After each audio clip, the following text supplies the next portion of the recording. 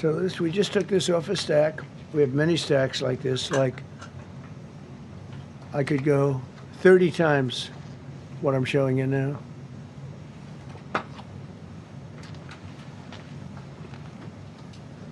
Relations with Hezbollah, that's nice.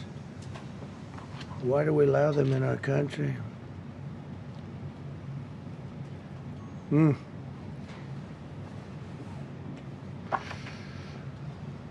I'm just looking at these charges. It's just pretty incredible. Many murderers, many murderers. People that murdered.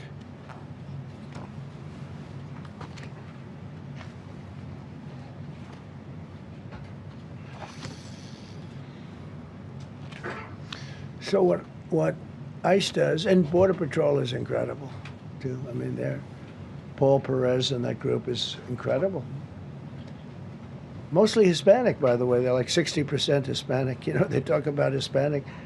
They're mostly Hispanic, right?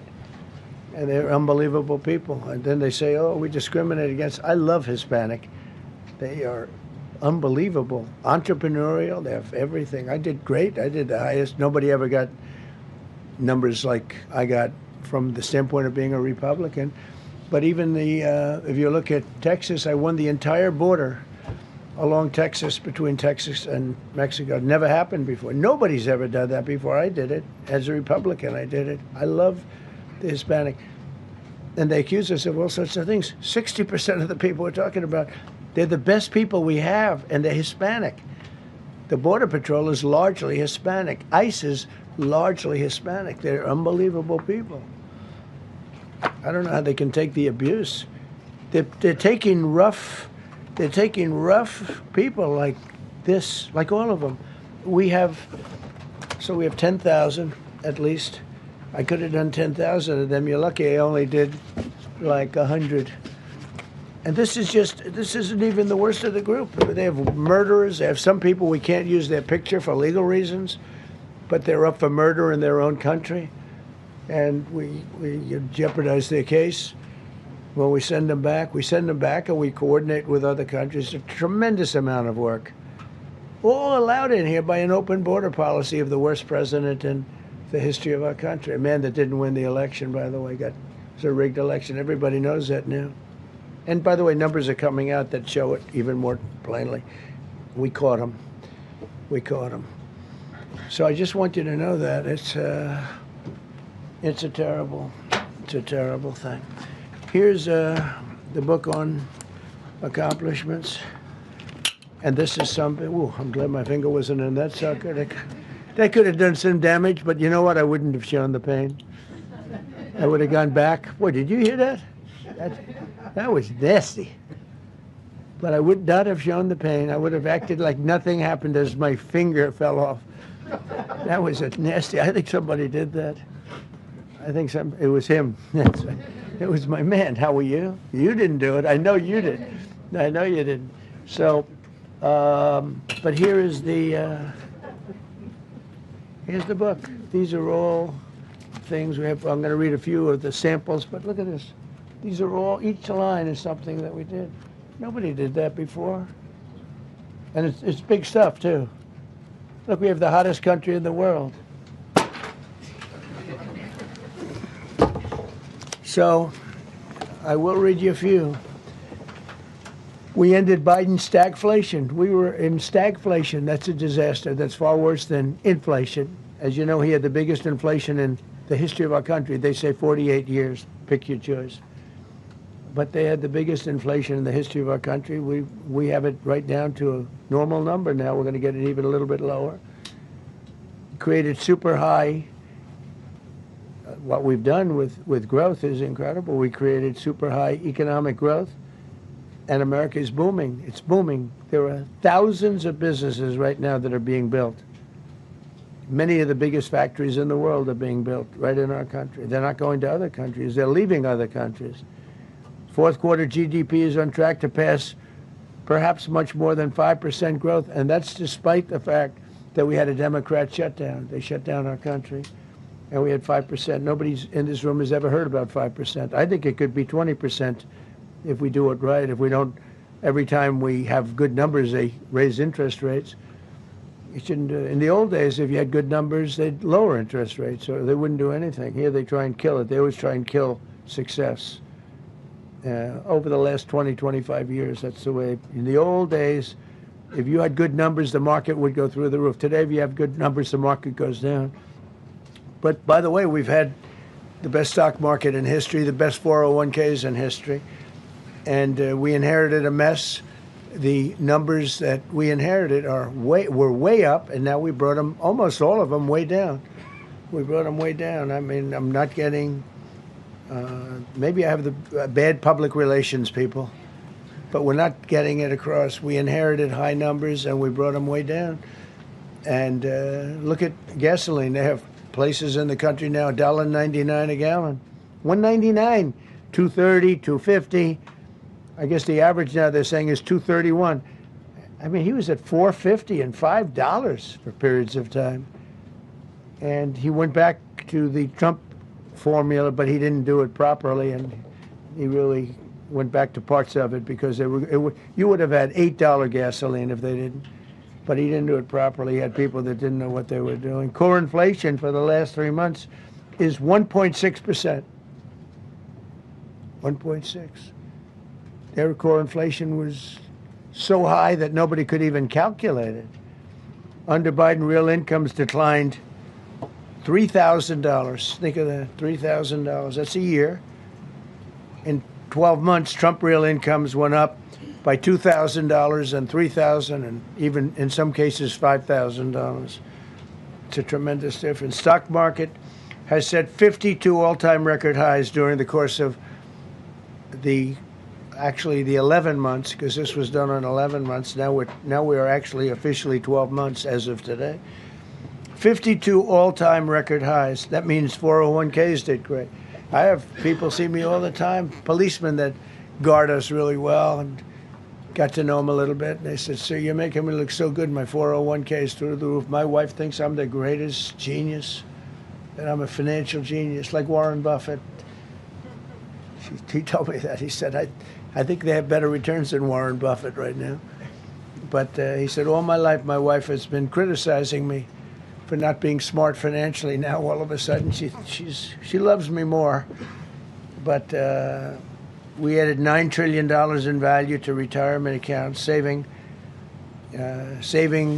many people. I mean, they were going out of business. Think of it. We added $9 trillion of value to retirement accounts, savings accounts, and 401ks. That's during the course of 12 months. And I think it's probably 11 months because I don't think they have it for the 12. They have it for the 11. Added $9 trillion of value. Lifted more than 1.2 million Americans off food stamps in 1 year. They would have had another 1.2 million. We would have had, welfare would have gone up. And instead of investing $18 trillion in our country, now it's probably more than that, but $18 trillion and having thousands of plants being built all over the country, you would have had thousands of plants closing all over the country, and you would have had disinvestment, and you would have had welfare going way up. You know, if you look at SNAP, take a look at SNAP, what happened with that? It was at $7 billion, and it came out to over $51 billion. Nobody has ever seen anything like it. The past administration, they had no clue. Or they were really bad, but they basically had no clue. But they did have a concept. I mean, they're still trying to sell the idea of men playing in women's sports. You saw that in the Supreme Court. I mean, some of those justices were fighting for them, too. They were fighting for them. But you saw that just the other day in the Supreme Court. Men playing in women's sports doesn't work. Secured a record-breaking $18 trillion in commitments for new investments. Apple, NVIDIA, SoftBank, Oracle, TSMC, Johnson & Johnson, Eli Lilly and Company, Micron, AstraZeneca, General Motors, Hyundai, Ford, Honda, GE Aerospace, many, many others. I left a Ford plant a week ago in Michigan that they were going to close 2 years ago, and now they just announced that they're going 24 hours around the clock making cars. Tariffs did it. I don't know what the Supreme Court's going to do. I think to me it reads so plainly. Couldn't be plainer. You're allowed to do a license. Tariff is probably less severe than what a license could be. But think of it. You're allowed to do a license, and then they have a clause at the end, something to the effect, or what is necessary, something to that effect. And what is necessary was tariffs. I don't know where there's a case even there, but we've taken in hundreds of billions of dollars, and if we lose that case, it's possible we're going to have to do the best we can in paying it back. I don't know how that's going to be done very easily without hurting a lot of people. But we're waiting for that case anxiously, and we have tremendous national security because of tariffs and tremendous income. You know, we have, and by the way, no inflation. So everyone said, oh, tariffs will cause inflation. We have no inflation. We have very little inflation. Biden had inflation, and he didn't do tariffs. We had a huge problem. We have a 62% reduction in our trade deficit. So if you had a 1% reduction, a normal president would have a 1%, 2% reduction. Everybody would be high-fiving. Had a 62% reduction. Next year, we won't have a trade deficit. We secured most favored nations agreements to slash drug prices by as much. To me, I think this might be the biggest thing of all. We get zero talk about it. The New York Times had a story way in the back of the paper, a little story about it. I think it's the biggest thing there is when you talk about health care. Drug prices will go down more than ever before for any country because we were priced at such a level that we were subsidizing the entire world, big place in the world. We were paying 10, 12, 13 times more than other countries. 13 times more, not 13%, 13 times more. A pill that was selling in London for $10 would sell in New York for $130. That's 13 times. More than that even. But we secured most favored nations agreements to slash drug prices by as much as 300, 400, 500, and even 600%, including with Pfizer, AstraZeneca, Eli Lilly, Novo Nordisk, Gilead Sciences, EMD, Serenio, and many others. If you look at some of the prices that are coming down, where a price would come down $1,300 coming down to $87. Think of it. So something that was costing $1,300 is now costing $87. And the fake news doesn't want to write about it. That's why I do this. I don't like to do this, to be honest with you. But I do it because got to get the word out. We signed one big, beautiful bill. I call it the Great Big Beautiful Bill, delivering the largest tax cuts in history. No tax on tips, no tax on Social Security, no tax on overtime. We made interest on car loans tax deductible for U.S.-built automobiles only. So if you buy an automobile built in the United States, we're not doing it for Germany and Canada and different places. We're doing it only if it's built here. We want them to be built here. A lot of the Canadian auto plants are closing and they're moving into the United States. Same thing with Mexico, same thing with Germany, and same thing with Japan and other countries. They're moving into the United States because of tariffs. Because they don't want to pay the tariffs. It's too much. They can't pay the tariffs. So they're coming here. Nothing different than what other smart countries did. But it works better for us. Under my leadership, it's not done properly, but it's done properly. We have, again, more plants being built than at any time in the history of our country. Passed the largest spending cuts in American history, and that was true in my first. We had a tremendous first term also. We rebuilt our military. We had one of the best. We had the best economy in the history of our country, but we're blowing it away now. When this stuff starts opening up, you're not going to see anything like it probably ever again. We slashed the federal budget deficit by 27% in a single year. Think of that, 27. You could do it 2%, 1%, 0.5%, 27%. And that's with all of the things we have to do, all of the people we have to put on the payroll to get rid of people that are murderers. Again, when you see people in Minnesota that are murderers, these people are fighting to keep them there. And I say to Christie and to Tom Homan, the great people, they're working so hard. Look at the border. The border is now secure. First time, Biden said you couldn't do it. You need legislation. I had no legislation. I said close the border. Within 1 month, we had almost nobody coming in. Now for the last 8 months, nobody came into our country illegally. And I find that hard to believe because you'd think somebody, because it used to be millions of people just poured into our country. And the people that do that are Democrat sort of aligned. So, I mean, they're not doing me any favors. We had nobody come in. We have a very strong border. We have very few people coming up. They're not going to make the trek because they know they probably won't be coming in. So it's not as hard as you think. But I didn't have to go back. Remember, they said, we need legislation to close the border. They had millions of people coming in a month. We have nobody coming in. And we're getting the murderers out. Murderers, people from prisons and jails. Many countries opened up their prisons and dropped them into the United States. Those are the people we're getting out. And we have a lot of heart. And I said, you got to lighten up on this.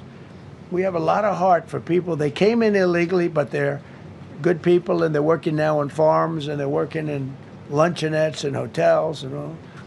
And we're looking to get the criminals out right now, the criminals. And I think it's very important. I mean, every once in a while you see a story, we take somebody. He should be out because they came in illegally. So in theory, they should be. But we're focused on the murderers, the drug dealers, the mentally insane. We have a lot of mentally insane killers. I mean, you can't even talk to them. It'd be nice if you could have a little reason, but you can't even reason. These are seriously ill people. You have a couple of countries where they were loaded up. Their mental institutions and insane asylums were loaded to the gills. They couldn't get. They're empty now. But they're filling up because we're bringing them all back. We know where they came from. And every country accepts them. You know, under Biden, they wouldn't take. They had so little respect that they'd bring them there, and they wouldn't take them. They said, get the hell out of here.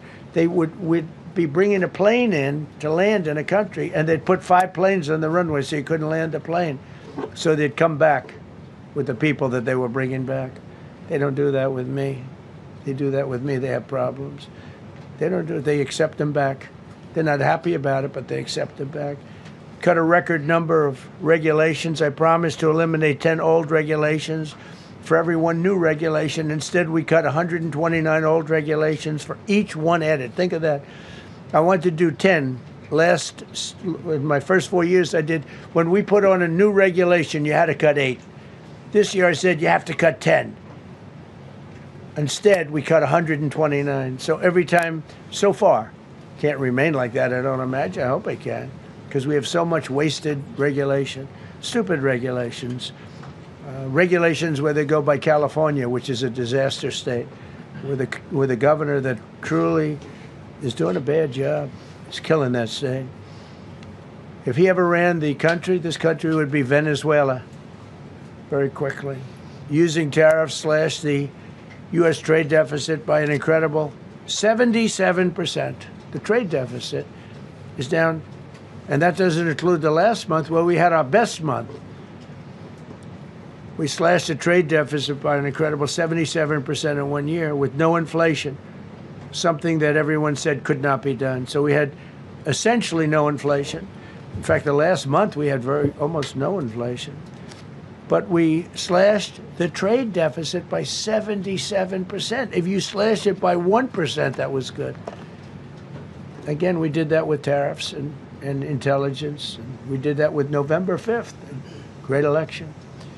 We secured historic trade deals to reduce barriers on U.S. exports with countries covering 40% of all U.S. trade. Think of that. American exports are up by more than $150 billion this year. People said, oh, we're not exporting. All we do is buy. If you keep buying, you're not going to have a country for very long. So we increased exports by more than $150 billion. Investment in American factories is up 41%. That's a record. Nobody goes 41% up. You go 2% up, 1% up. You go down by 3%. If Kamala got elected, the 41% up would be 41% down. We removed over 270,000 bureaucrats from the federal payroll. That's another thing. So we have, we announce our unemployment numbers, call it unemployment or employment, and they were very good. But we could make them great. But we've slashed tremendous numbers of people off the federal payroll. Because ultimately, if you're on the federal payroll, I mean, we have jobs where they had 10 people for every job. So we cut. Now, if you want to see some good numbers, I'll hire 1 million people. We cut millions of people off the federal payroll. I don't like doing that, but the good news, I don't feel badly because they're getting private sector jobs and they're getting sometimes twice as much money, 3 times as much money. They're getting factory jobs. They're getting much better jobs and much higher pay. But all I have to do is say, like, what the Democrats do all the time. They hire 1 million people, and then they hire another million, another million.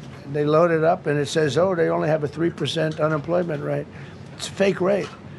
So with us, we're proud of the fact that we cut so many because, again, I don't want to cut people. But when you cut them and they go out and get a better job, I like to cut them.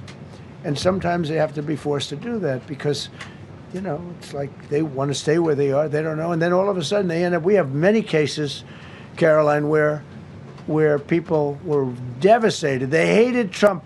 I got caught from my very boring federal job where they had, again, sometimes 10 people to do one job. And they were very upset. And now they ended up with a job where they get paid 3 times more money. They're ending up buying houses. It's like crazy. So they went from not liking me to liking me a lot because it's hard to get. We need people. We need people. It's one of the reasons. I mean, when you have good people on the farm or good people in hotels and everything else, we want to work with them as much as we can. Under Biden, 1 out of 4 jobs added was a government job. Think of that. So 25% of the jobs added. That's when you know that, that's 25% of the jobs aren't real jobs. But again, I could do that. I could add 2 million jobs right now, would have an unemployed. I could say just hire some more people. I do the opposite. I say get rid of everybody that's unnecessary because that's the way you make America great again. When you have, all these jobs where people are sitting around doing nothing and they get a lot of money by the government, it's no good. But that's what the Democrats do. They show, we were at 4% unemployment. That's a good number. But they just add jobs, or they wouldn't cut. They would never cut jobs. Under Trump, 100% of all new jobs created have been in the private sector. Think of that. Not 1% has gone to federal. So under Biden, 1 out of 4 was a government job. Under Trump, 100% of the new jobs created, 100% came from the private sector. That's how you make your country wealthy and strong and good. We inherited the worst border in history and turned it into the strongest border in history. Illegal crossings have plummeted to the lowest level ever recorded, down 99.999%. That means down 100%. 99.99. Now, I want to find out who that one person is. For 8 months in a row, 0, and these are government numbers, these are not my numbers. For 8 months in a row, 0 illegal aliens were admitted to our country. 0. Nobody came in, unless they came in legally. We have a big process for having people come in legally, by the way. A lot of people are coming in legally. They have to prove they love our country. They have to prove that they're not going to need welfare. A lot of things they have to prove. For the first time in 50 years, we are now seeing reverse migration, where because we're getting all of these illegal people out. People that came in illegally, in many cases they're criminals, in many, many cases. Remember when they used to say that the people that come into our country as immigrants are very nice people, they're wonderful people, they don't commit crime. No, they make our criminals look like babies. They make our Hell's Angels look like the sweetest people on earth. The Hell's Angels are now considered a nice, high-quality person. I like the Hell's Angels. They voted for me. They protected me, actually, believe it or not. But they make our criminals look like babies. These are some of the most vicious people anywhere in the world. They came from the Congo. The prisons, I know the Congo because I ended the war with the Congo and Rwanda. Tough group, very tough group. They came from prisons in the Congo. Some of the toughest, meanest people you'll ever meet. Thank you very much. They allowed him to come into America. These are tough people. Before my election, 100% of net job creation was going to foreign migrants. Since my inauguration, 100% of the net jobs created have gone to American-born citizens. That's a big thing. In other words, we're now taking care of our people. 100% of net jobs created have gone to the American-born people. Before that, we didn't care. Designated Tren de Aragua, MS-13, and the Mexican drug cartels as foreign terrorist organizations, and we've hit them hard. You've seen what we've done on the water. We're starting to do that on land. The land is much easier, actually. Water is incredible. We did that on the water so that when you do it on the land, they don't go to the water. Nobody's going into the boat business right now, I can tell you. 97% down drugs coming in by water. 97%. Nobody ever heard of that before. They heard 2%, 1%. It went up 2%. 97, and we're looking for the 3%. Who the hell are the 3%? They're crazy. But we've taken out almost 100% of the drugs coming in by water. Now we're going to be very shortly starting drugs coming in by land. We know exactly where they're coming from. Remove tens of thousands of illegal alien gang members, drug dealers, murderers, child predators, human traffickers, fraudsters, savage criminals, and others. We removed them from our country. They're out. They're gone. In some cases, they're so dangerous that we put them in jail because we don't want to give them to their country. Their country doesn't do anything, and they end up coming back. We have some that they're so bad that we don't want to really release them. We want to put them in a jail where we know they're properly ensconced. Think of that. Remove tens of thousands of illegal alien gang members, drug dealers, murderers, child predators, human traffickers, fraudsters, and savage criminals. Why wouldn't you want them removed? The reason is because these are insurrectionists that are doing this work. And, you know, they're going to make mistakes sometimes. ICE is going to be too rough with somebody, or, you know, they're dealing with rough people.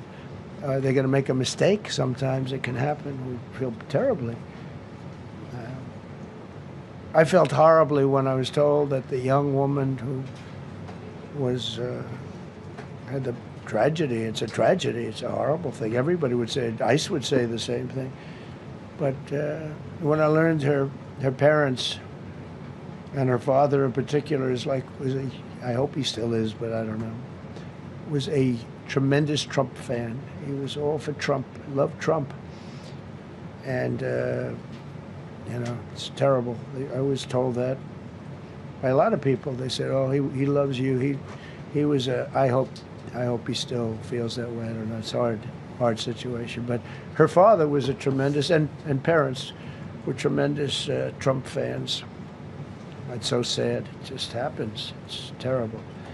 Halted all refugee admissions to the United States, including from Somalia, which is a terrible, terrible place, another dangerous place. And we also stopped the pirates because they get the same treatment as the drug boats. So in Somalia, the Somalians, you know what they're good at? That's about the only thing they're good at is they're good at pirating ships at sea, big ships. So you have a huge oil tanker with millions of gallons, millions of barrels of oil. And if it gets hit by a big weapon, the whole thing blows up. And they don't want to fight because if they do, they're told by their insurance companies, do not hand over the ship. And they're not allowed to have any guns on the ship. They're literally, you have these massive ships being taken over by a Somalian small boat with a big weapon. Because if they hit the side of the ship can blow up I mean, you talk about a blow up. Bad, we've seen some bad things happen. And the insurance companies, some of these ships cost more than $1 billion to build. And the insurance companies say, look, we'd rather give them money than take a chance on $1 billion insurance policy. But they don't have to worry about it because we hit them the same way we hit the people with the drugs in their boat. They don't know what the hell happened. But all of a sudden, there are no pirates at sea. Do you notice? We haven't had a boat taken in a little while. Came out of Somalia, really corrupt place. It's not a country. They don't have government. They don't have anything. I always hate to see this. Ilan Omar, she comes from Somalia, a backward country, probably the worst country. They say it's the worst country in the world, if it's a country. I don't even think it's a country. There's no organization, no anything. They don't have police. They don't have military. They don't have anything. They just have people running around, killing each other and trying to pirate ships. But she'll come here, comes, and then she wants to tell us how to run our country. The Constitution says that I am entitled to this. I can't stand her. Terminated all taxpayer-funded benefits for illegal aliens and kicked 275,000 illegals off of Social Security. They were illegally getting Social Security. 275,000 people. I'm telling you, it's not that this is pleasurable, but if I were an elected president, this country was going to be destroyed quickly, very quickly. I think within a year, if you had Kamala or a Joe type. I mean, Joe was a disaster, but if you had Kamala, he was the replacement. I was up by like 25 points on Joe, and they said, hey, let's get somebody else. This never happened. Well, I had so many firsts. You're leading somebody by a lot, and they say, oh, let's take him out, let's put somebody. That's like I said to Dana White the other night. I said, you know, Dana, it's like you have a fighter, two fighters. One guy is winning by a lot, and they say, oh, let's take this guy out, let's put a new fighter in the ring with him. That's what happened to me. I was doing great with Biden. The whole campaign was against Biden. All the money was spent against Biden, and all of a sudden I got Kamala. Everyone said, who the hell is she? But that didn't work out too well for them, but never happened before. We are about lots of firsts. Designated English as the official language of the United States of America. We did that very powerfully. And while we're at it, we also took the Gulf of Mexico, and now it's the Gulf of America. Because we have 92% of the shoreline. It always bothered me. I'd say, you know, we have most of the shoreline. Mexico has a small percentage, talks about 8%. We have 92%. And I said, why is it the Gulf of Mexico? It should be the Gulf of America. I was going to call it the Gulf of Trump, but I thought that I would be killed if I did that. I wanted to do it. I wanted to. My people work so hard. Sir, I don't think it'll look too good. I'm telling you, it's a good thing. And it'll be hotter than ever, I said. No, but I decided not to do that. I'm joking, you know, when I say that. I was not going to call it the Gulf of Trump. Because tomorrow it'll be, Trump wanted to call it the Gulf of Trump, but he was rebuffed by his people. My people don't rebuff me too much. The Gulf of Trump, that does have a good ring, though. Maybe we could do that. It's not too late. No, we have the Gulf of America now. It's great. Our country is proud for the attack on Venezuela, the attack on the Iran nuclear capability, wiped it out.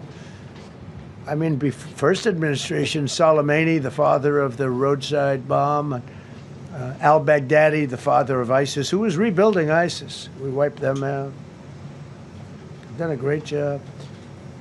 Signed an order that will end birthright citizenship for children of illegal migrants. You know, that case is in court right now. That case was meant for the children of slaves. All you have to do is look at the years. Look at the years where the cases were filed and where the decisions were made. They were right at the end of the Civil War. They're trying to say that, you know, in China's making a big business out of that. They come to the country, they have a child, the American citizen, they get all the benefits. It had nothing to do with that. That was for the children of slaves.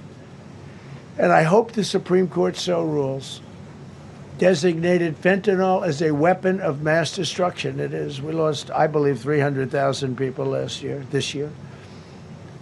300,000 people. That's like filling up one of those big football stadiums 5 times. It's not even believable. I mean, you could be in a war and you wouldn't lose that many people. So we designated fentanyl a weapon of mass destruction. Conducted numerous successful military strikes against narco-terrorists operating in our hemisphere, including the water strikes. Drugs brought in by ocean. So I told you that we're down by, I mean, close to 100%. It's hard to get somebody to pilot those boats. Very hard. They have to be people that don't watch television, don't read the news. And we just blew up their facility. They had a docking facility where the drugs were stored. And now we have a great relationship with Venezuela. We're getting along fantastically with the leadership in Venezuela, so we wouldn't have to do that. This was done before the attack. But we captured and brought to justice the outlaw dictator of Venezuela, Nicolas Maduro, who, through drugs, killed millions of people in our country. Tremendous drug dealer. Also sent millions of people into our country, including Tren de Aragua, the worst gang. They say it's the worst gang in the world. They took over parts of Colorado. They just take the apartment building. They just took it away. Just took it away like we're here. They cut the hand off one man because he called the police. Who called the police? I did. You took my apartment from me. Boom. No hand. This is what they sent us. Restoring law and order, new category. D.C. and Memphis, federal task forces deployed massive numbers of federal law enforcement officers and National Guard to restore safety. Crime down in D.C. is almost down to nothing. D.C. was a very, very dangerous place, and I think you probably know better than I do. I have a lot of people in the media thanked me for that, but some of them found it hard to thank me. But, you know, D.C. is now, look how beautiful. D.C. is now, you can walk right from here to a restaurant, right through the center of town. You can be with your child, with your loved one, with your lover. Your lover's not going to be killed anymore, so you can act like a real lover. But you can walk right through the middle of the town, and D.C. is beautiful again, too. You notice we took all the fences down, almost all, the rest are coming down. We got the graffiti all off. National Guard's been amazing. You know, we didn't tell them to do that. That's not their job description. But they were picking up garbage and everything. They were great. And I don't know, to me a town, it looks better when you have military people. These are big, strong guys, are bad guys. Look at them and they say, we're not going to mess around. But what they don't know is that we took over 2,000 people out, permanently out of D.C. These were career criminals. But I feel much better seeing those people there. I went in a couple of times and had dinner in D.C. I walked right down the middle of the street. I felt very safe. A year ago, I couldn't have done that. I would have been crazy to have done that. And Secret Service wouldn't let me do it. They weren't thrilled anyway, I will tell you. It wasn't like they were thrilled, but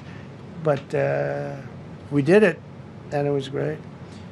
But D.C. is a great thing. We have virtually no crime in D.C. anymore. And before we did this move, it was we could do the same thing with Chicago. You know, we brought Chicago down 25%, even though we just had a minimal crew there. We brought Wisconsin down. We brought Minnesota down, way down, even though everything's a fight, you know, because they want to keep those people that are lying on the floor. They want to keep those people in Minnesota, but they really don't. I don't think the real people of Minnesota, it's a very corrupt place, and the elections are totally corrupt. I feel I won it all 3 times. Nobody's won that state since Richard Nixon. It's a rigged state. And the Somalians vote as one group, even if they're not citizens, and they vote as one group, and, you know, you get 600,000 votes against you. They all ought to get the hell out of here. They're bad for our country. Nationwide achieved the largest reduction in violent crime on record. So this just came out. Nationwide, over the last 11 months, achieved the largest reduction in violent crime on record, including the largest one-year drop in murders ever recorded. Almost 2,000 lives were saved.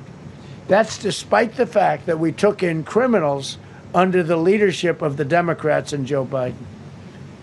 More motor vehicle theft is down by 100,000 vehicles nationwide. That's another.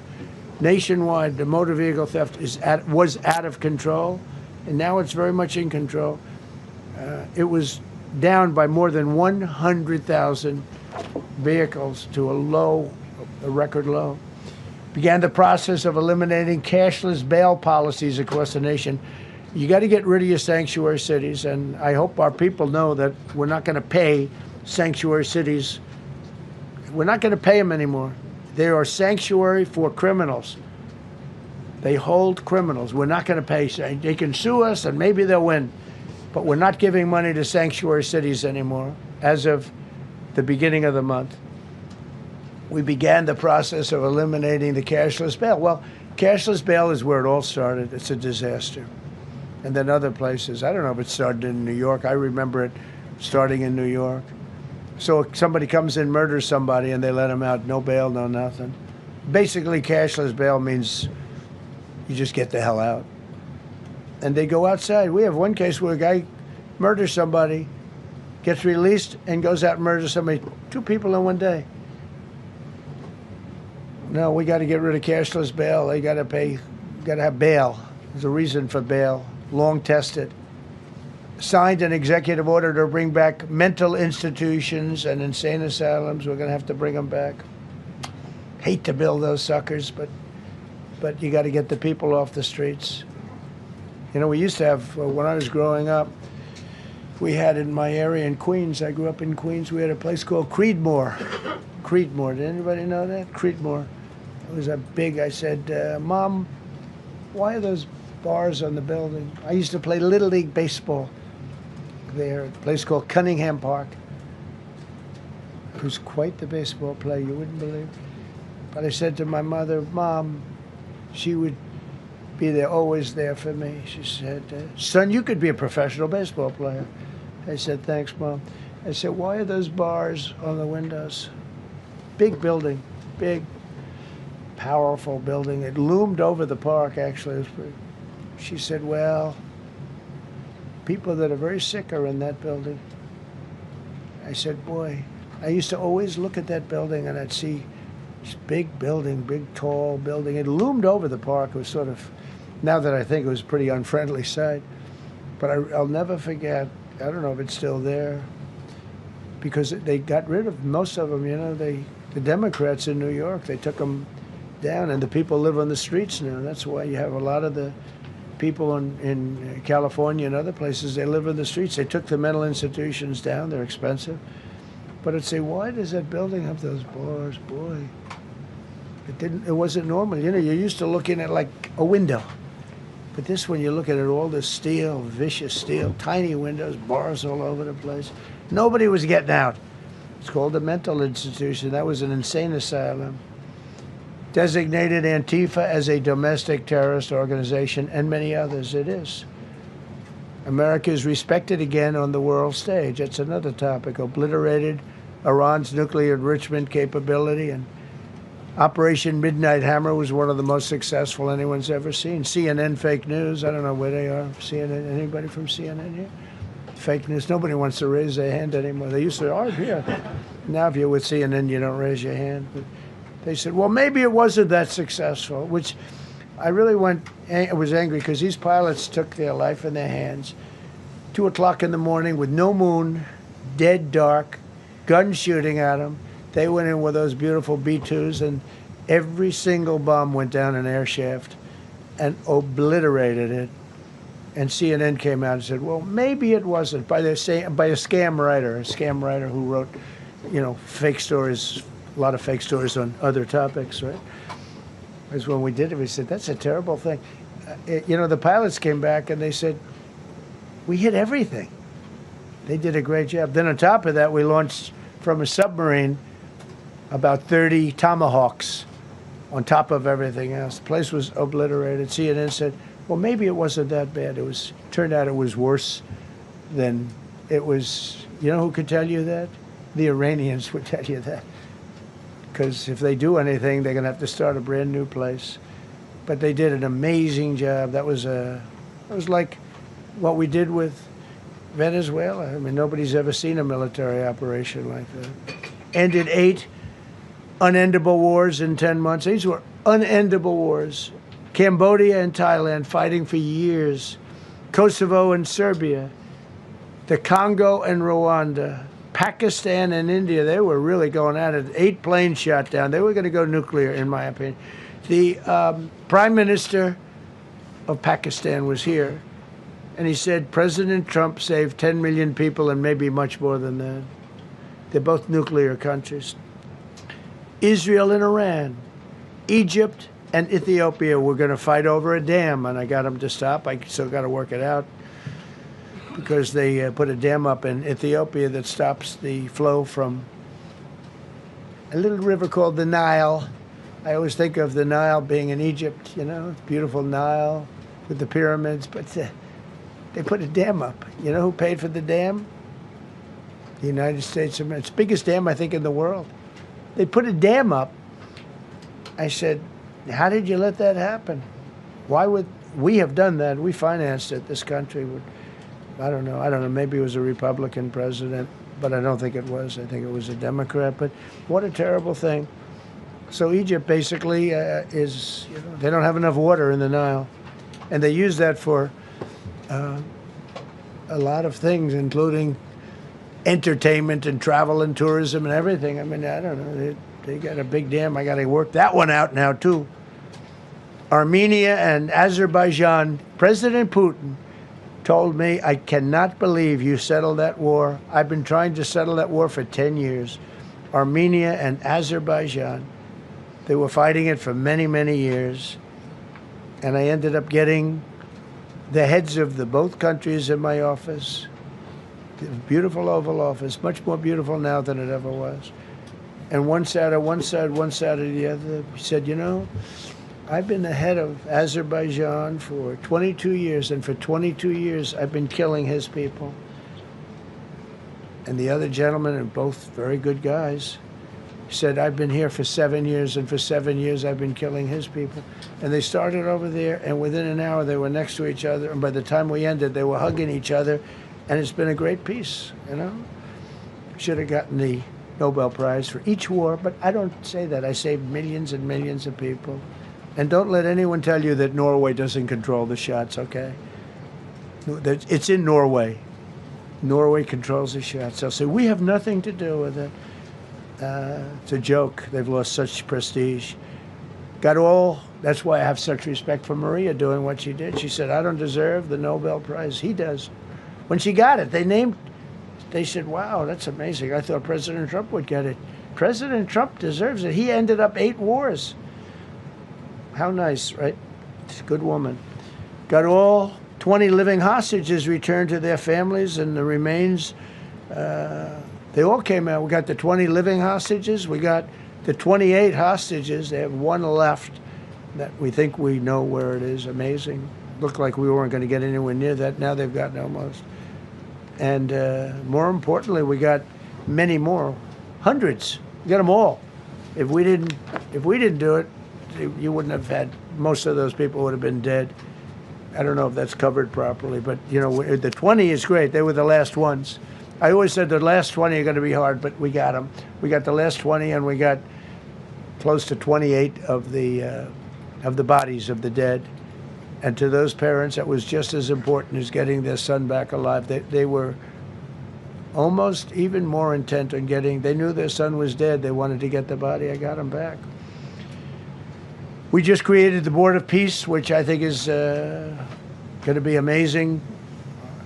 I wish the United Nations could do more. I wish we didn't need a Board of Peace, but the United Nations, and you know, with all the wars I settled, the United Nations never helped me on one war.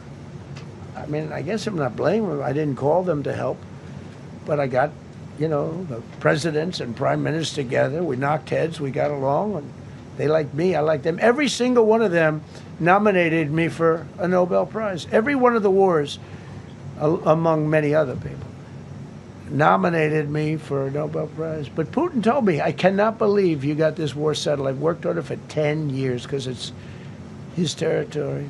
Rescued 83 American hostages and citizens detained from abroad without paying a lot of money.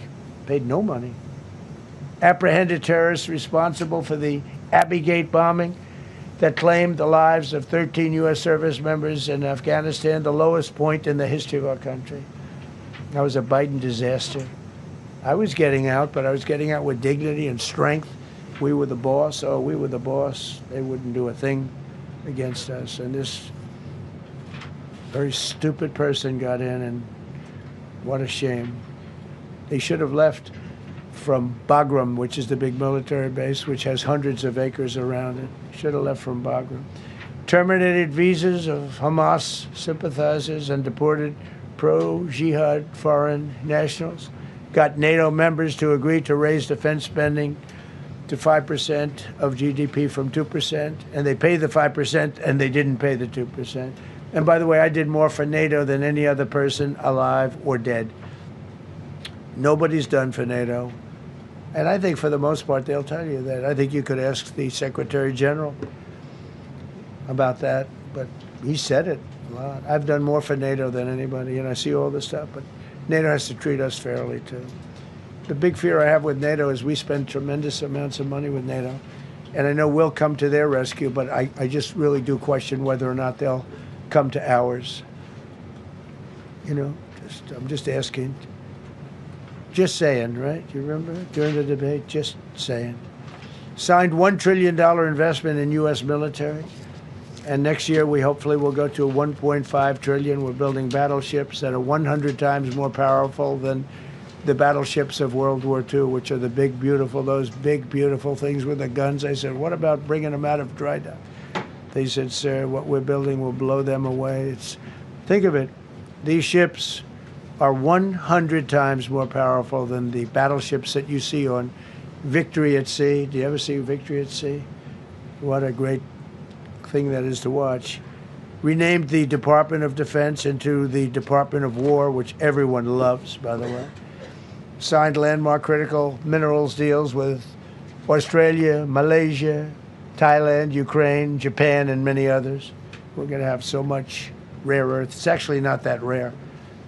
Getting it processed is rare, but there's a lot of rare earth. There's a lot of earth around, I can tell you. Withdrew from the corrupt World Health Organization, where we were paying hundreds of millions of dollars a year. So we were paying $500 million a year, and China was paying $37 million a year. I said, why aren't we paying the same as China? They said, well, nobody asked. I said, China's got 1.4 billion people. We have 350 million, probably, with all the illegals, you know. China probably knows more accurately. But we have much smaller in terms of the number of people. We have a much more powerful military, but we have much smaller. I rebuilt the military during my first term, by the way. And while they gave away a lot to Afghanistan, the Taliban, which was just horrible seeing them, every year seeing them do that military down some dirty street, is a disgrace. But while Biden gave a lot of it away, it's a tiny fraction compared to what we did. I rebuilt the military, and now we're continuing to build it.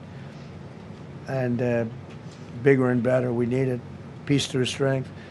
But we withdrew from the corrupt World Health Organization. So I remember we were paying $500 million. They were paying 37 or 39 million.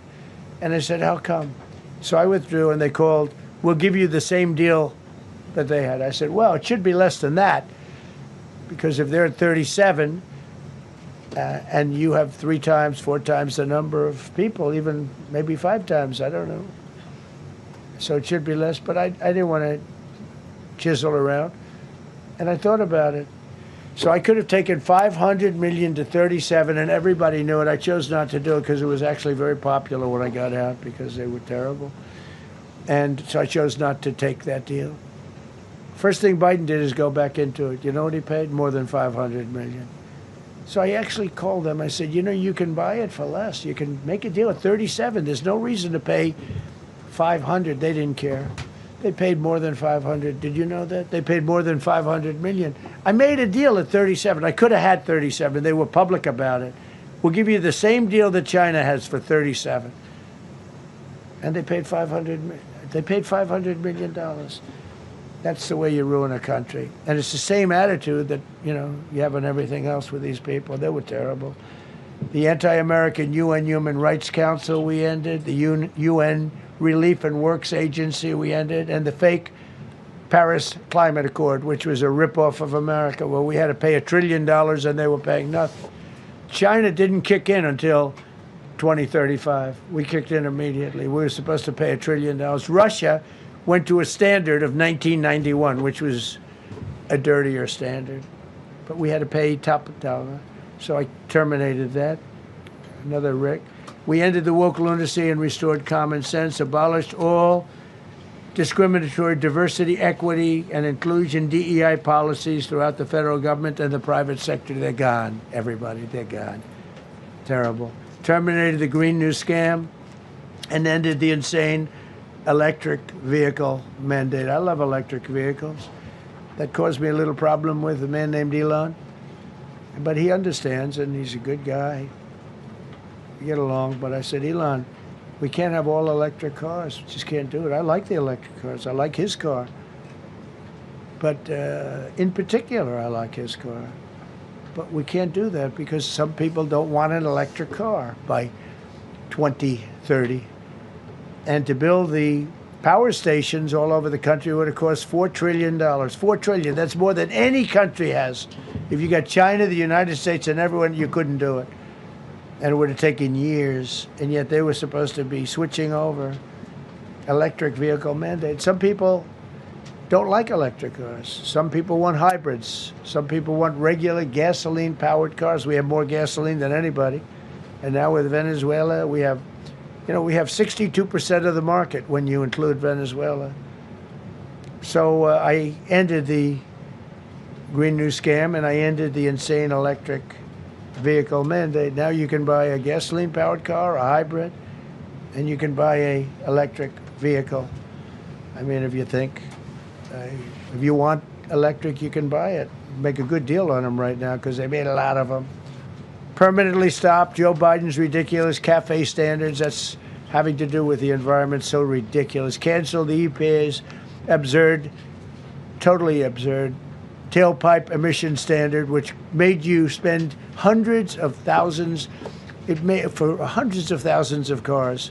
The numbers, the cost numbers were incredible that the consumer has to pay. Imposed 25% tariff on all foreign automobiles and 100% tariff on Chinese cars which don't come into the country because of tariffs. Only because of tariffs. We didn't have tariffs, you wouldn't have any car. We have now more car factories being built in the United States than ever before because of tariffs. If they take those tariffs away, China will eat our lunch. They'll take all of our car business. Now, there's another way of doing it, but it's more cumbersome, et cetera, et cetera. I don't want to scare you, but it's much more cumbersome, not as good for national security as this. We have a perfect system right now. We're making a fortune. We've never been stronger, and I hope the Supreme Court does the right thing for our country, because if they don't, it's such a problem. It's just so, it would be so sad. We're doing so well because of tariffs. And the people that are heading up the lawsuit, like there's a guy named Leonard Leo, who's a bad guy, and people that are very China-oriented and foreign car-oriented and foreign business-oriented, but in particular China, they're suing to get rid of tariffs because they don't want tariffs, like Coke. Coke has businesses outside of the United States. If you have them outside, you don't want tariffs. But because of tariffs, they treat us well. Without tariffs, they would treat us very badly. As you saw for many years, they respect us more now than they ever have respected us, by a lot. And revoked the California emissions waiver to stop San Francisco communists from regulating the automobile industry and destroying automobiles and the industry in the nation. I was with Bill Ford of Ford Motors. I was with all the people at General Motors the other day, and they are making more money and building more cars than they are doing so good. All because of tariffs and what I've done. And they're building their plants all in the United States. Reopened Anwar for drilling. That's a big deal. Launched a massive Alaskan pipeline project to export natural gas to Asia. We made a deal with South Korea and with Japan that gives us money, the likes of which nobody's ever seen before. Signed executive orders to end Biden's war on coal and put, I say, clean, beautiful coal. I never say the word coal. This has to be preceded by the words clean, beautiful coal. And put miners back to work. The miners love Trump. I think I got 100% of their vote. We banned transgenders from the military. We don't want transgender in the military. Ordered reinstatement of patriots expelled from our military with full back pay. So we had some people that were terminated and they're coming back into our military. Fired the woke boards of visitors at our military service academies. The boards of visitors were run by radical left, maybe communists, maybe not, but they were still heavily radical left and they were bad for us. Signed an executive order to remove anti-American propaganda from federal museums and national parks. Required the federal employees to return to work in person or be fired. We don't want them sitting in their home or in their bed working. We want them in an office that we're paying for in Washington, D.C. or wherever it may be. And we've largely taken care of that mess. That was crazy. I guarantee you they're out on the ball fields. I guarantee you they're out playing golf. And you can't run a country or a company that way. I think it's happening even so with countries and companies. But we had so many of our federal workers, they wouldn't come into work. Signed an order banning all government censorship and restoring free speech. Made it the official policy of the United States government that there are only two genders. This was not a tough one. Two genders. Can anybody guess what they are? Male and female. I think the Democrats know that too, but they refuse to admit it. Ban the use of puberty blockers, hormone injections, and other chemical and surgical mutilation of children. Can you imagine saying this 15 years ago? That we banned the use of puberty blockers, hormone injections, and other chemical and surgical mutilation of our children. You know, when I say it, I say, do I have to say that? I actually asked my people today, yes, sir, because people, that's where the country went. Banned men from playing in women's sports. Big Supreme Court case in that. I mean, I can't believe it. Some of the justices were fighting hard for men to be able to play in women's sports, a couple of them. I can't imagine it, but I think anybody that rules that way should lose a lot of credibility. But we banned men from playing in women's sports. All you have to do is look at the records, look at weightlifting records, look at swimming records, look at track and field. It's not fair. It's very demeaning to women. Banned transgender ideology and critical race theory from our schools. Secured unprecedented settlements with Brown University, Columbia University, and many other colleges, including the University of Pennsylvania, where I went, the great old Wharton School of Finance, to restore fairness and merit. We're working with Harvard right now. They've been very anti-Semitic. Terrible what they've done. And we'll see what happens. I hear we have a deal, but who the hell knows with them? They have a lawyer that wants to show how hot he is. Ended taxpayer-funded student loan forgiveness for radical left and anti-American activists. Can you believe it? Began the process of abolishing the Federal Department of Education and returning education back to the states. And Linda McMahon is doing a fantastic job. Ended Joe Biden's weaponization of our government and removed his hand-picked radical left Marxist prosecutors from the Department of Justice, like deranged Jack Smith. He's a sick son of a bitch. They gave me the worst of the worst. And here I am. How did that happen? How did that happen? He's a sick guy, and Letitia James is sick, and Alvin Bragg is sick. They're sick people. And others. Fani, you can't call her Fanny. She doesn't like it. She wants to be called Fani. Fani Willis. I won. Can you imagine putting somebody through that?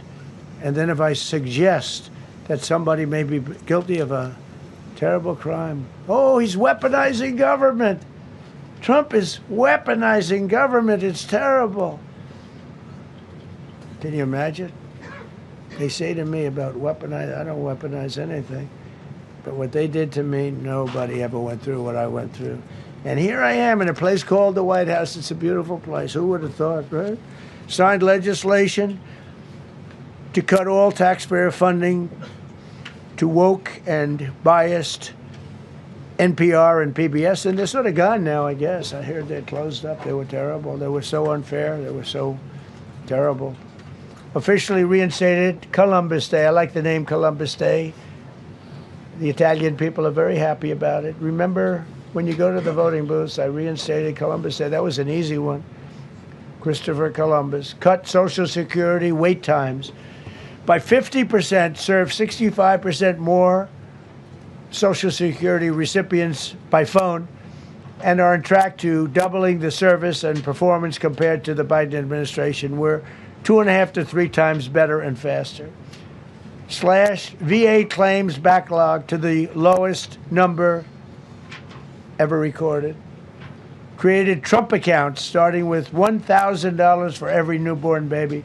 This is something that's become so popular. And I give Mr. and Mrs. Michael Dell Computer, who put in $6.25 billion, started with nothing. And he actually invested all that money to give to kids so that when they grow up, they have an account that might be worth a lot of money. It'll be riding with the markets. And, you know, they can, at 20 years old, 21 years old, they could have $100,000. They could have a lot of money. That's going to be amazing. But I give a lot of credit to Mr. and Mrs. Michael Dell. Signed an AI executive order to ensure the United States dominates the future of artificial intelligence. So we're leading China. We're leading the whole world. We're producing more electricity than we ever have because I'm allowing every one of those plants to build their own electric facility. We're giving them very, very fast approvals, unlike Los Angeles with the fire. So the federal government, I want to give a lot of credit to Lee Zeldin. The hardest approval for the 20,000 houses or more that burned down in Los Angeles because they didn't have the water. They didn't allow the water to come down from the Pacific Northwest. They routed the water into the Pacific Ocean. So we had no water there. No, he had. I would say open up the water. Open it up to the governor, to the mayor.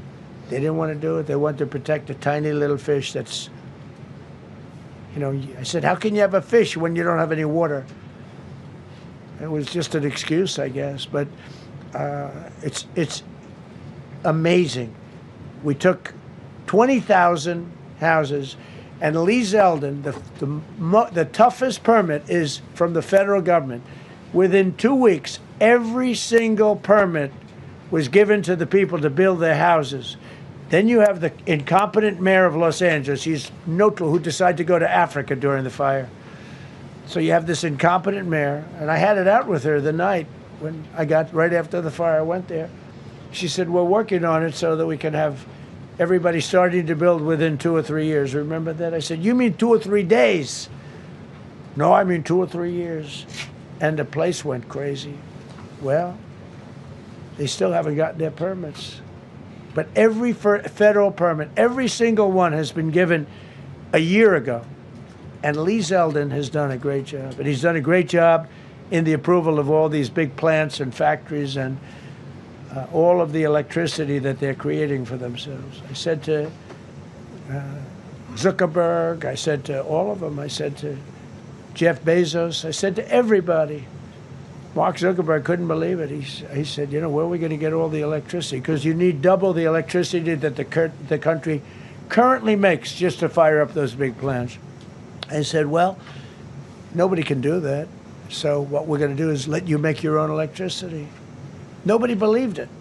And I said, we're going to get you fast permits. So we get them within 2 weeks. And they're coming up with some of the most incredible electric plants you've ever seen. So each one of those massive buildings, AI or otherwise, is building their own electricity. They're building their own plant. And it's incredible. Many of them are under construction already. They're going to have, we're leading AI and we're leading China by a lot. established a MAHA presidential commission, banned many artificial food dyes, as you know, issued new vaccine recommendations, and created new real food pyramid. And Bobby and Dr. Oz have been incredible. Provided $12 billion in aid for American farmers. Just gave them $12 billion in aid because they got screwed by other nations. And the number of drug dealers have fallen every single month since I took office. Drug dealers are way down in the United States, and that's a small version of what's sitting right there. That's just a small version.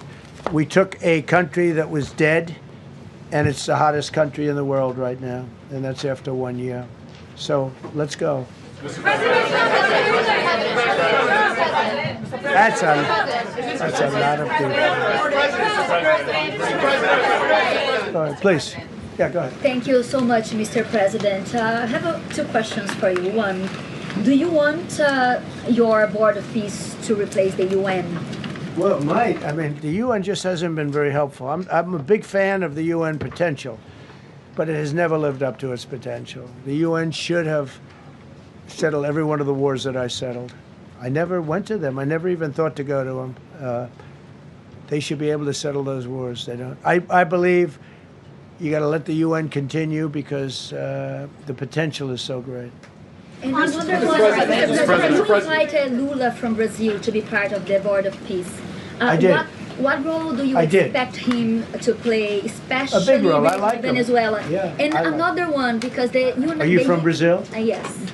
The EU and Mercosur just signed a trade agreement this weekend, which is going to be the biggest trade zone, free zone in the world. Right. At the moment, you are talking a lot about tariffs. What is your reaction to that? So, two questions, Lula. Well, look, I just think this. I think we have trade like we've never had before. We're doing better in trade than we ever have before. We're not being ripped off by every country in the world like we were before. We're doing numbers that nobody's ever thought possible. We're the richest we ever were. It's because of tariffs and the proper use of tariffs, and we're also the most secure. As an example, Iceland, without tariffs, they wouldn't even be talking to us about it. So we'll see what happens. I think it's going to work out quite well. Yeah, right behind. Thank you, Mr. President. How would you characterize your relationship with Emmanuel Macron and Keir Starmer right now? And have you spoken to them since your Truth Social post last No, I haven't, but I think I get along very well with them. I mean, they always treat me well. They get a little bit rough when they're, when I'm not around. But when I'm around, they treat me very nicely. And, I like both of them. They're both liberal. They've got to straighten out their countries. You can't, London is having a lot of problems. And if you look at Paris, got a lot of problems. They have two problems, immigration and energy. They got to stop with the windmills, and they got to go back like UK has an unbelievable asset called the North Sea. Norway uses it, makes a fortune. They have a better section of it, and they don't do it. They could straighten out their countries, and it would be good. But I get along very well with them. You told Norway's prime minister. Are you from Norway? No. You look like you would be from Norway. But she looks like she's from Norway. Go ahead. You told Norway's prime minister that you not winning the Nobel Peace Prize made you feel less obligated to think purely of peace. Well, I lost a lot of respect for Norway. And I believe very strongly that Norway controls the Nobel Prize. But you have to understand, I settled 8 wars. I've had every one of those wars, every participant wrote, I didn't ask him to do it. They sent in strong they make recommendations for that. But I settled 8 wars. No president's probably ever settled 1 war. I don't know, think of it. I did 8. The reason I do it is because it's easy for me to do. And I didn't do it for a Nobel Prize. I did it because I'm saving a lot of lives. I'm trying to settle the final one. I'm trying to do Russia-Ukraine. And when Russia's ready, Ukraine's not. When Ukraine's ready, Russia's not. But they're losing 25,000 people a month on average. And I'm trying to get that one done. But no, I feel that Norway has tremendous control over who gets the Nobel Prize, despite what they say. How far are you willing to go to acquire Greenland? You'll find out. Mr. President, Kevin Hassett has said that those $2,000 tariff rebate checks would be up to Congress to decide whether or not to disperse that Do you agree with Kevin I Hassett don't on know. that, or do you think you can do that No, I unilaterally? don't think we would have to go the Congress route, but we'll find out. The reason we're even talking about it is that we have so much money coming in from tariffs that we'll be able to issue at least a $2,000 dividend and also pay down debt for the country. But we'd do a $2,000 dividend to the people of our country. Would probably set a limit of income limit where it made sense, but. We will be able to make a very substantial dividend to the people of our country. I believe we can do that without Congress. Last night on Truth Social, you said that the British plan to hand the base at Diego Garcia over to Mauritius and then rent it back was an act of great stupidity. Previously, you backed that deal. Is it now your position that the deal should not go ahead? I think that they, when they originally were going to do it, they were talking about doing some concept of ownership, but now they're looking to essentially just do a lease and sell it, and I'm against that. It's a reasonably nothing like Greenland, but it's a reasonably important area of the globe. Not to anywhere near Greenland, but I think they should keep it. I don't know why they're doing it. Do they need money?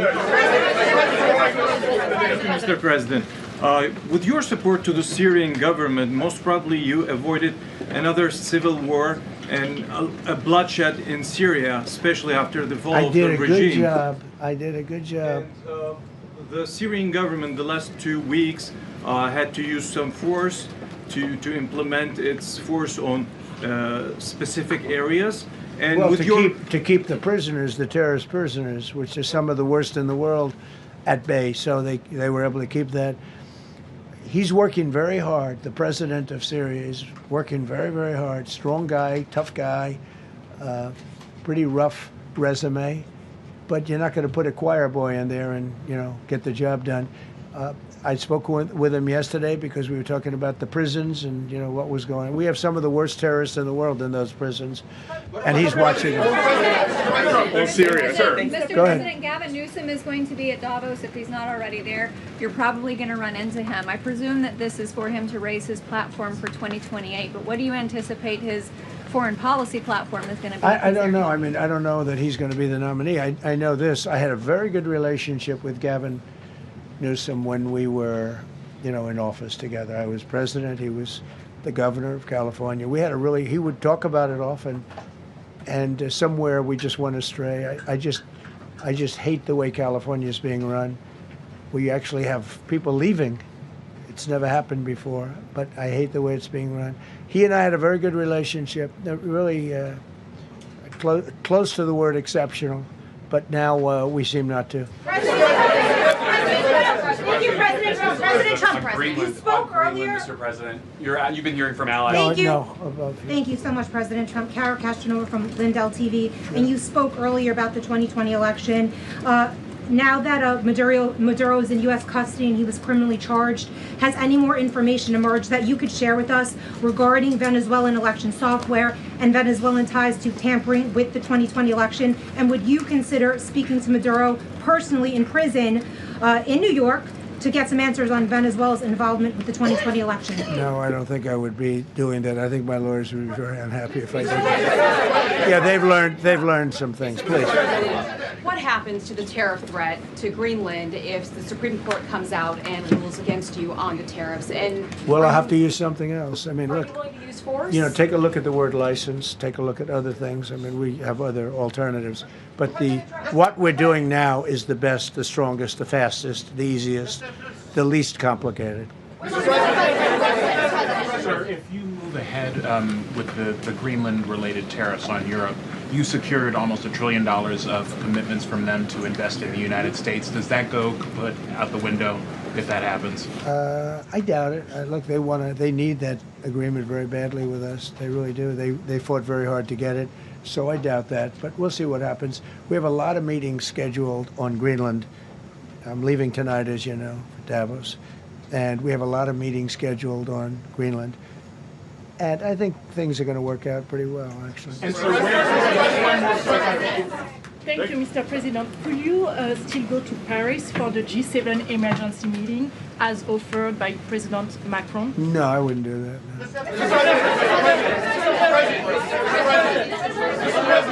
No. Because, Emmanuel's not going to be there very long. And, there's no longevity there. He's a friend of mine. He's a nice guy. I like Macron. But he's not going to be there very much longer, as you know. And I think, I have meetings with the people that are directly involved, not some of the people you're talking about.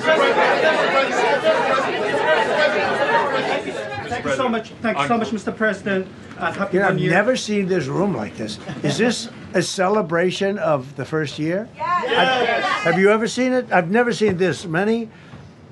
I hope we have a very good structural floor. This used to be a swimming pool. You're sitting over a swimming pool. I could see that happening. But we need a good structure here, don't we, huh? Yeah. Mr. President. Thank you so much, Mr. President. Happy 1-year anniversary. Thank you. And my question is on Syria. The Kurds, as the most loyal U.S. partners, facing attacks by some Syrian elements within the Syrian government. Will you do to ensure the Kurdish rights protected and their effective forces against terrorism in Rojava, Syria continued, as the Kurdish see you as a president does not abandon his allies? Well, I like the Kurds, but just so you understand, the Kurds were paid tremendous amounts of money, were given oil and other things, so they were doing it for themselves, more so than they were doing it for us. But we got along with the Kurds, and we are trying to protect the Kurds. That's correct. Ahead of your speech in Davos, can you give us a preview of what we can expect as far as laying out the plans for Americans to be able to buy homes? I think more than anything else, what I'm going to be speaking about is the tremendous success that we've had in 1 year. I didn't think we could do it this fast. Think of it, it's just now 12 months. And, I say it often, we have the most successful country in the world. We have the hottest country anywhere in the world by far. And this country would have been absolutely stone cold dead. And I'm going to be talking about it. I'm going to be, because, a lot of them could use some of the advice as to what we did. They need energy. You take a look at their energy policy, they're going to destroy themselves with what they're doing with the windmills and all the nonsense. They need energy help badly, or they're going to be in big trouble, and they need immigration help badly. How much longer do you want to go? Let's call it. I do. I have a very important call with President Erdogan, who I like a lot. All right, one or two more questions. Go ahead. Thank you, Mr. President. Thank you, Mr. President. During Go your ahead, second, please. Go ahead. One Thank question you, Mr. about President. Red. Yes. Thank you, Mr. President. The red blouse. Go ahead. You talked a lot at the beginning of this about the economy, some positive economic indicators. Polling shows the majority of Americans don't feel the economy is doing well. Are you worried you're making the same mistake as President Biden? No, I hope I don't make the same mistake as him. Look, I inherited a terrible, it's a great question, because we inherited a terrible, terrible mess between the border, between all the problems. The whole country was falling apart. And in 12 months, less than 12 months, in 12 months, we have the strongest border we've ever had. We have prices that are much, much lower than they were for the last. We inherited very high prices. We inherited, remember this, inflation was at a historic high. We had never had inflation like that. They say 48 years, but whether it's 48 years or ever, we had the highest inflation, in my opinion, that we've ever had. Prices, because of that, were very high. I inherited, we brought down eggs immediately. Remember the first news conference, they were screaming at me about eggs. I was in the position for 2 days, and we brought eggs down to lower than what they were before. And by the way, they continue that way. We brought the prices down from when I came into office and from what Biden had, way down. We're going to bring them down further. But the job we did is a miracle. One of the reasons I'm doing this today is to explain. We inherited a mess, and we've made it a beautiful, beautiful picture. Think of gasoline at $1.99 in many states. $1.99 a gallon. It was $4.50, $5, in some cases $6 or $7. We're at $1.99. And energy is so big that with energy, everything else comes down. But the prices are coming way down, and we're going to bring them down further. But we started up here with these guys. We inherited a country that was broken. We inherited a country, and I have a very warm spot. We've done very well with Venezuela. And by the way, that even in itself is going to help us bring down the oil prices. I mean, the Venezuelan oil, we've taken 50 million gallons of oil. We've taken 50 million barrels of oil out of Venezuela in the first 4 days. We've got millions of barrels of oil left. We're selling it on the open market. We're bringing down oil prices incredibly. And when they come down, and they've already come down, again, $1.99 a gallon for oil. Nobody thought they'd ever see it. All right, one or two more. Go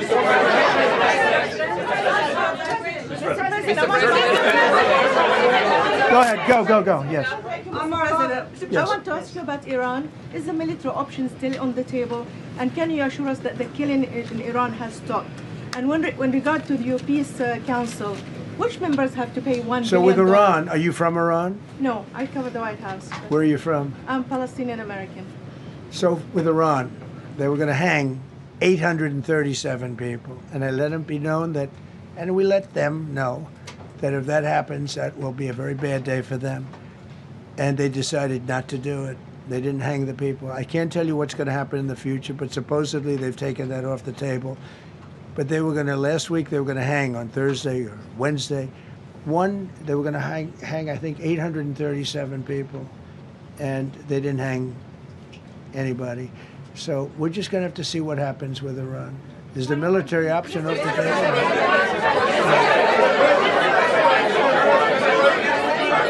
Go ahead. Thank you, Mr. President. President Trump. Thank you, President Go Trump. ahead, please. Thank you, Mr. President. Go ahead, I'll take your question. Okay, thank you. Thank you, Thank you, Go Mr. ahead, right here. Thank you, Mr. President.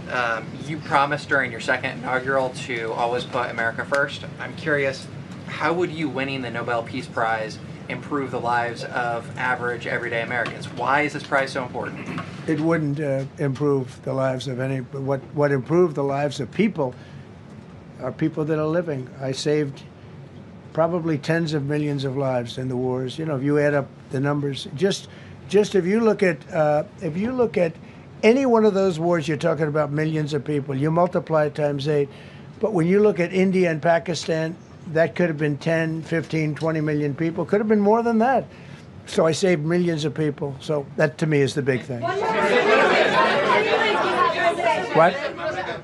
You suggested a moment ago that perhaps the reason why a positive story about the economy isn't getting through is because of, bad communications people. But are average Americans wrong to still feel high prices? And how much longer does the White House hope that they? So I think a lot of people are listening to the fake news a little bit, and I'm not blaming anybody. I think I blame ourselves. I think we've done a much better job than we're able to promote. We're not promoting. We're doing a great job, and we're sort of letting the promotion take care of itself. One of the reasons I'm doing this news conference, I think it's important. We have taken a mess and made it really good. It's going to get even better. But if you look at prices from a year or a year and a half ago, you look at the Biden prices, they were way up through the sky. And, they use the word affordability. They just say affordability and they don't talk about it. They created the affordability problem, and we are solving it. We have solved a lot of it. Again, everybody agrees in this room, I think, gasoline prices have come per gallon way down. When that happens, everything else comes down, but they've come down way down. Many of the groceries have come way down. It's all happening, and it's happening strong. But if you go back a year and a half, 2 years, take a look at those prices and look at the prices now.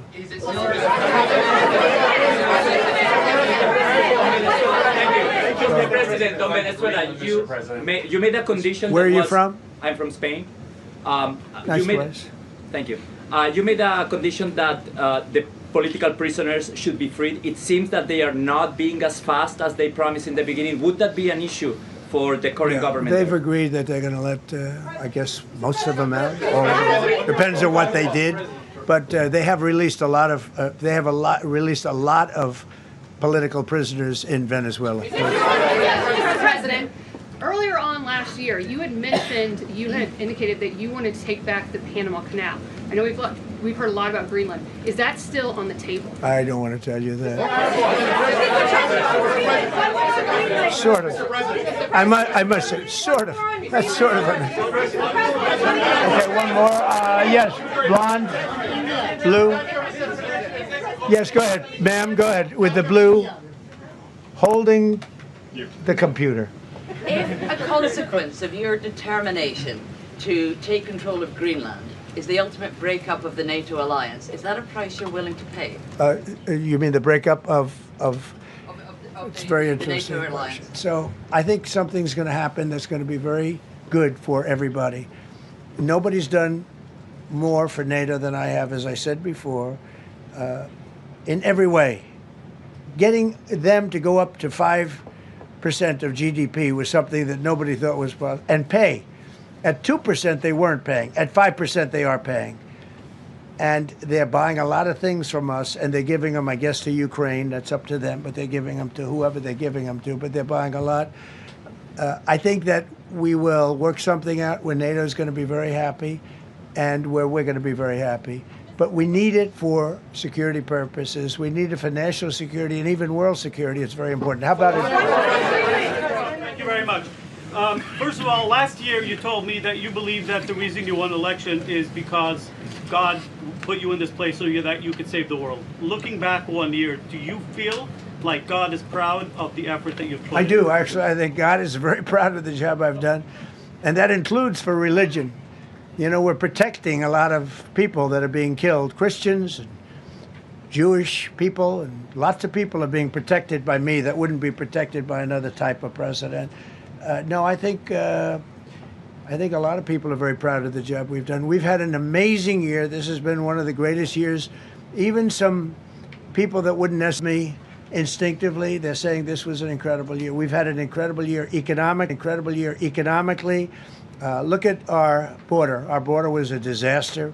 People poured. It was an invasion into our country of a lot of very bad people. Good people too, but a lot of very bad people from prisons and drug dealers and gangs and horrible people, murderers, thousands and thousands of murderers allowed into our country. And we now have the strongest border of any country. There's probably not a country, I guess North Korea has a pretty strong border, by the way, but there's not a country in the world that has a border like we do. We had the worst border in the world. Now we have one of the strongest borders in the world.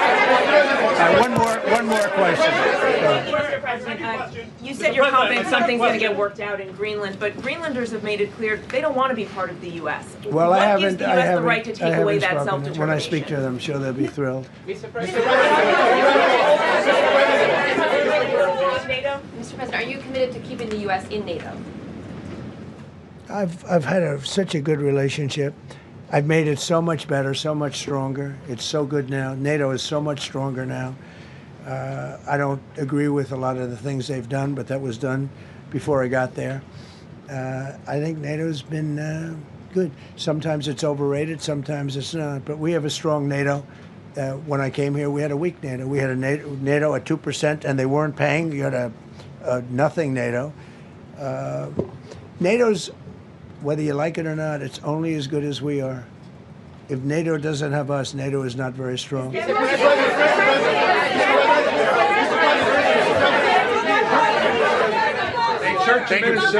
no, behind you, please. Thank you, President Trump. Yes, go ahead. Greatly appreciate it, sir. We heard a long list of accomplishments from the last year. Could you cherry pick the top 3? And then looking forward, what are your 3 most important priorities in 2026? So I think the building of a really powerful military has been a great achievement, and that would include the Venezuela thing. That would include the attack on Iran and the wiping out of the nuclear threat. I think that's been really amazing what we've done militarily. I think what we've done in business has been incredible. We have $18 trillion coming in. Plants are being built all over. Thousands of plants are being built all over the country. 18 trillion is a record. No country has ever come anywhere even close to that. I think that's a record. And I think that most favored nations for drugs is something that nobody thought they'd be able to get. Tariffs helped me there because the nations would have never gone along with it if I wasn't able to say, if you don't go along with it, we're going to put a 10 or a 15 or a 20% tariff on your nation. And they went along. And our drug prices are going to come down at numbers never even seen before, never even thought possible before. So those would be 3 things. Thank you. Thank you all very much. Thank you very much.